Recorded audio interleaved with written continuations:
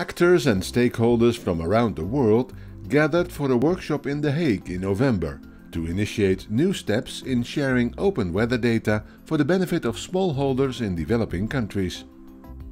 The meeting was sponsored by the Dutch government and co-organized by Wageningen University and Research. So a lot of farmers in the developing context don't have a weather forecast. What's a very basic service to us. We look at buienradar or dark sky apps every day. But farmers there, they don't have it. So a lot of day-to-day management questions farmers have that are related to the weather, and there where they are missing information. They are missing the possibility to react. Good weather agriculture information would help produce a high yield, because then people will be well informed on what to plant, when to plant, what the water requirement index would be for what crop. That would be very helpful for the farmer, even when to apply the fertilizers or the chemicals or medicines. The main challenge that we see with access to open weather data is that a lot of it at the moment belongs to governments and Met agencies who really are unable to release this data because of various factors such as national security concerns, such as budgetary restrictions, and as well as it being a source of their own income. So it's a bit of a challenge to come up with solutions to allow them to be able to release more data. But I believe that with more awareness creation and more understanding as to its potential value and benefit for society in general, then perhaps we could see more coming out.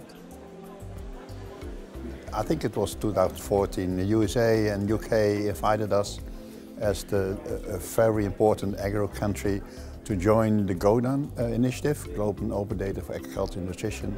And since then we decided to join that initiative and develop our own activities. Global data on a very core scale. We tried to bring actors together from different viewpoints involved with sharing weather data and building services for farmers that could make a contribution. These actors are researchers, national Met offices, farm advisory services, commercial actors, and government officials.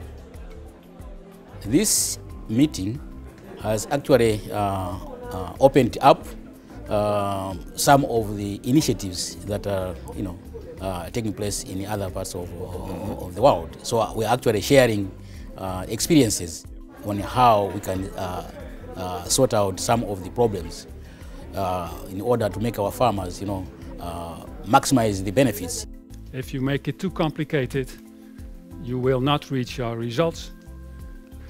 The second is establish local partnerships. We can't do it here from the Netherlands.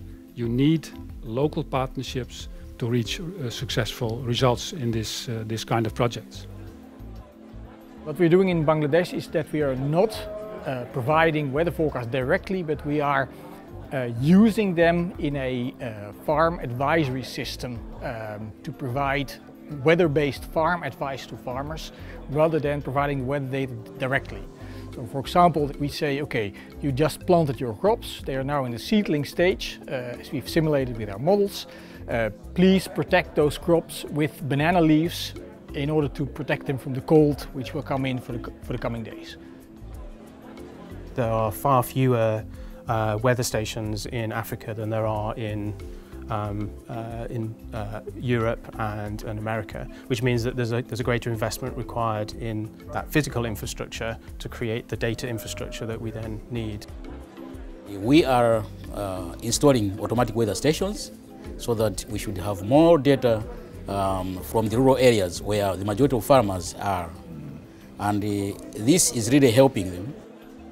We hope we can work on next steps of building services to farmers or to other players in the value chain together. So next to that, I think we also need to make a better case to governments, to private sector partners to finance the public release of these data. A number of Met services have chosen now to publish their data under an open license. So I think part of that shift to becoming more open is people realizing that there is value in the services that are offered around the data rather than the data itself. We've been evaluating the results in Ethiopia, and these are very positive. Farmers are really using the weather forecast that they're getting to optimize their farming practices.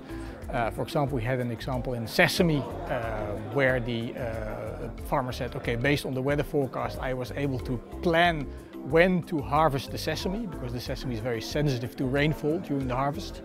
And also in Bangladesh, you see that people are using these advisories because the fields are very small. They can put a shelter over their fields and over their crops, and they've been using that information to shelter their crops, for example, from heavy rain or very high temperatures.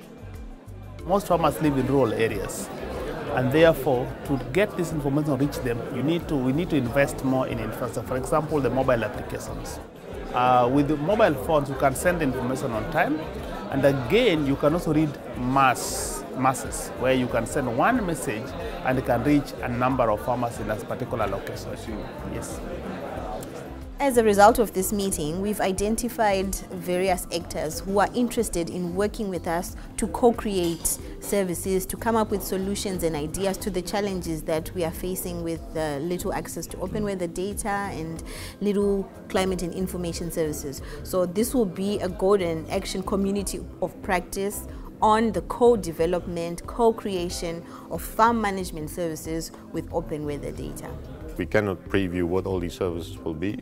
Within 5 years, we will say, this service didn't exist 5 years ago, but now I can't run my farm or run my business without it.